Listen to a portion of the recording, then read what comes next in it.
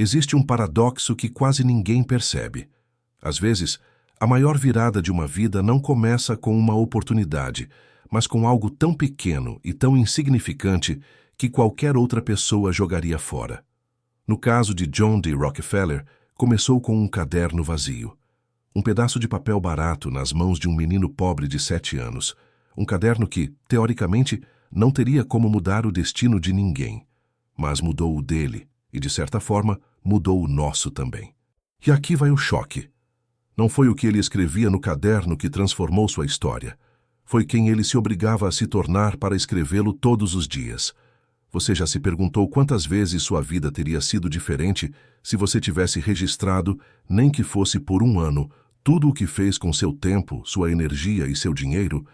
Não o que você sonhava fazer, mas o que realmente fez.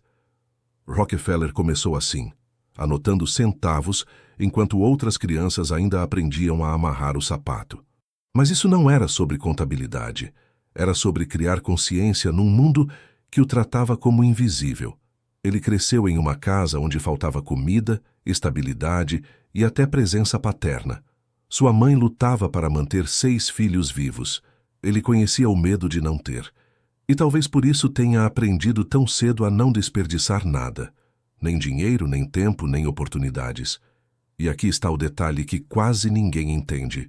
O caderno não era um diário de dinheiro. Era um espelho. Cada linha escrita era uma pergunta silenciosa. Quem eu estou me tornando? E talvez esse seja o ponto em que a sua vida e a dele se cruzam. Porque, no fundo, todo mundo está carregando um caderno invisível. Você, inclusive. A diferença é que quase ninguém olha para ele. Aliás, antes de continuarmos, se esse início já te fez pensar em algo, qualquer coisa, aproveita e deixa o like, comenta algo simples e se inscreve. Não é sobre engajamento. É sobre garantir que você receba o resto dessa história, que vai muito além de Rockefeller. O algoritmo só entende uma coisa: se você interage, é porque quer a próxima parte. Agora seguimos. O que fazia aquele menino diferente não era genialidade, sorte ou ambiente.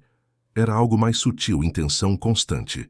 Enquanto muitos crescem acreditando que riqueza é consequência de oportunidades externas, Rockefeller já entendia que riqueza é uma construção interna, lenta, repetitiva, às vezes dolorosa, sempre invisível.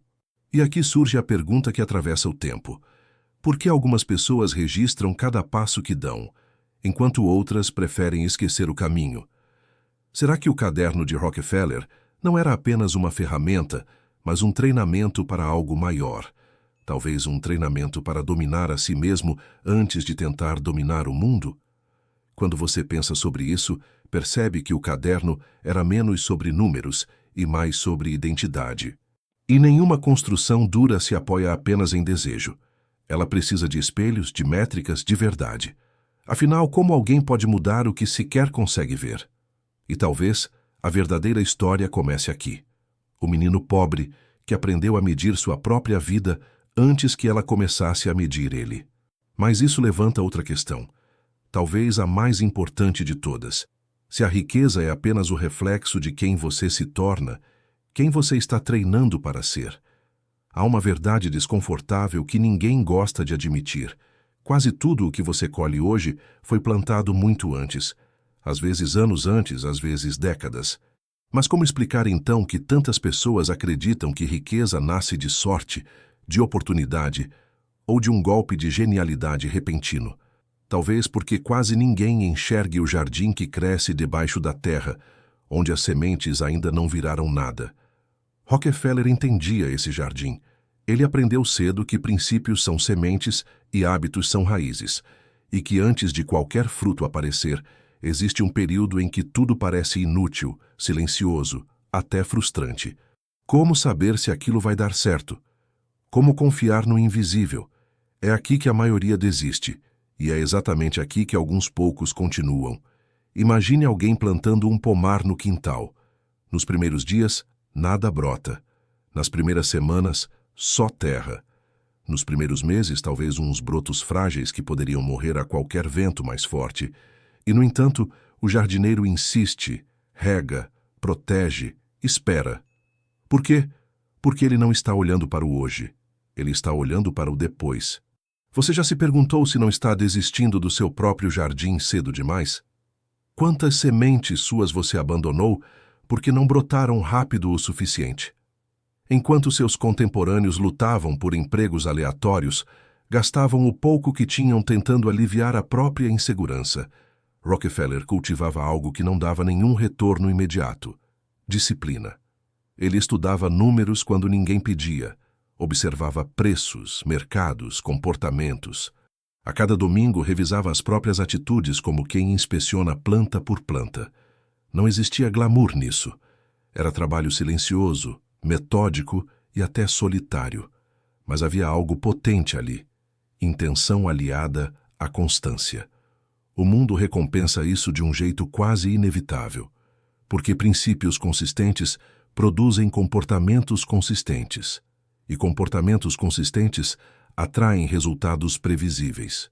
O problema é que essa lógica é lenta demais para quem só enxergou a era da recompensa imediata. Pense nos últimos anos. Quantas vezes você começou algo e parou no meio? Quantos projetos seus morreram por falta de rega, não por falta de potencial? Quantos frutos você nunca viu porque não resistiu ao período em que nada parecia acontecer? E mais, que tipo de sementes você está plantando hoje, mesmo que não perceba? Rockefeller plantava hábitos como um jardineiro planta árvores que só darão sombra para seus netos. Ele não vivia para o curto prazo. Ele preparava o terreno do que seria sua vida inteira. E talvez seja exatamente isso que diferencia quem constrói e quem apenas sonha. Muita gente espera o dia perfeito para começar, a condição ideal, o agora vai. Mas Rockefeller começou com o que tinha: terra pobre, ferramentas improvisadas, quase nenhuma garantia. E mesmo assim, insistiu. Talvez a pergunta real não seja quando vai vir o resultado, mas qual jardim você está cultivando sem perceber? Porque todo hábito é uma semente, todo pensamento repetido é uma raiz, e toda decisão diária é uma gota d'água que alimenta ou destrói o seu futuro. E quando você olha para isso, percebe que existe um momento crucial, um divisor silencioso, o momento em que você entende que antes de colher riqueza, precisa se tornar alguém capaz de sustentá-la. Mas isso nos leva a outra questão ainda mais profunda, a mesma que Rockefeller enfrentou anos depois. Quanto custa carregar a coroa que você mesmo planta? Existe um momento na trajetória de qualquer pessoa ambiciosa em que o mundo deixa de aplaudir e começa a cobrar. É quando a semente vira árvore, e junto com os frutos vêm as tempestades. Rockefeller descobriu isso cedo. Ele havia construído a disciplina, cultivado o jardim, mas ninguém avisa que quando a árvore começa a crescer, ela chama a atenção. E a atenção, na vida real, não vem só em forma de elogios. Aos poucos, o jovem que anotava centavos passou a ser o adulto que tomava decisões que afetavam empregos, mercados, famílias. E é aí que o peso da coroa aparece, não como luxo, mas como responsabilidade. Você já percebeu que toda vitória vem acompanhada de um tipo de solidão? Que quando você sobe um nível, nem todos sobem com você. Rockefeller viveu crises profundas, não apenas financeiras, mas emocionais, físicas, existenciais. Houve um período em que ele mal dormia, perdia peso, perdia cabelo. O corpo dava sinais claros de que ele estava indo rápido demais. Ele tinha dinheiro, mas não tinha equilíbrio. E isso traz uma reflexão quase dolorosa. Quantas vezes você já pagou um preço que não percebeu de imediato? Quantas vezes correu atrás de algo sem notar o impacto que isso tinha em você? Ainda assim, existe algo impressionante em como Rockefeller reagiu. Ele não romantizou o sofrimento, mas também não fugiu dele. Quando percebeu que estava quebrando, fez algo que poucos têm coragem. Parou, reorganizou, delegou. Buscou médicos, ajustou a rotina, refez hábitos. Porque grandeza não é teimosia, é adaptação. E aqui surge um dos traços mais fascinantes da personalidade dele: a frieza emocional estratégica. Rockefeller tinha uma regra: Nunca tomar uma decisão importante quando estivesse cansado, ansioso ou irritado. Se a emoção subia, ele esperava. Quantos erros na sua vida nasceram justamente da pressa, da raiva, da necessidade de provar algo naquele exato minuto? Há um episódio emblemático. Um sócio tentou passar Rockefeller para trás, secretamente, para enfraquecê-lo. Qualquer pessoa comum teria explodido. Ele não. Enquanto todos esperavam retaliação imediata, ele ficou 3 meses em silêncio. 3 meses reorganizando tudo, limpando os frágeis, reforçando as bases. E quando finalmente agiu, o fez de forma cirúrgica. Removeu o sócio, fortaleceu sua posição e saiu mais sólido do que entrou. Esse é o tipo de força que ninguém vê. O tipo de autocontrole que não aparece em manchetes. Mas existe um paradoxo nisso. Quanto mais você cresce, mais o mundo presume que você não sente nada, como se sucesso fosse um escudo emocional.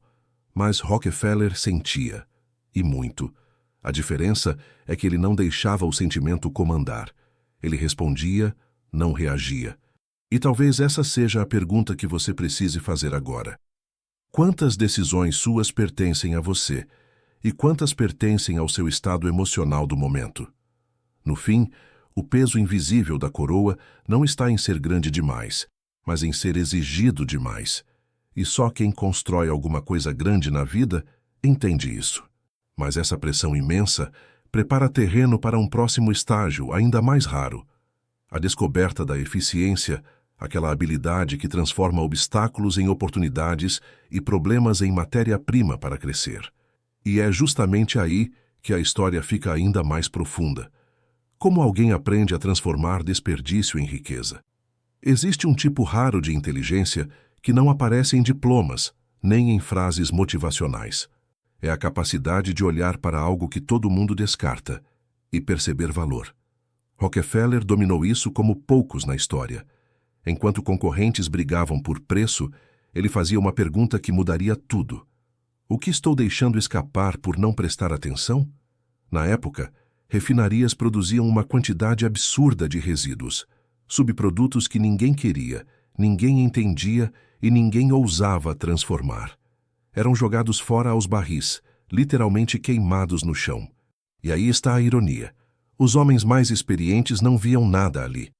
Rockefeller viu um império possível. Ele percebeu que aquilo podia virar querosene mais puro, vaselina, parafina. Transformou o desperdício em lucro, e enquanto os outros perdiam dinheiro tentando sobreviver, ele ganhava dinheiro resolvendo problemas que ninguém tinha coragem de encarar. Isso levanta uma pergunta incômoda. Quantas oportunidades já passaram na sua frente, disfarçadas de trabalho chato, dificuldade ou rejeição? Quantas portas você não abriu porque não pareciam bonitas o suficiente? O mundo moderno está cheio de exemplos dessa mesma lógica. Startups que nasceram usando sobras de dados que ninguém analisava. Atletas que transformaram lesões em novas técnicas de treino. Artistas que, rejeitados por editoras e galerias, criaram seus próprios ecossistemas, seus próprios públicos, suas próprias regras. A diferença não está na quantidade de recursos, mas na capacidade de reorganizar a própria visão.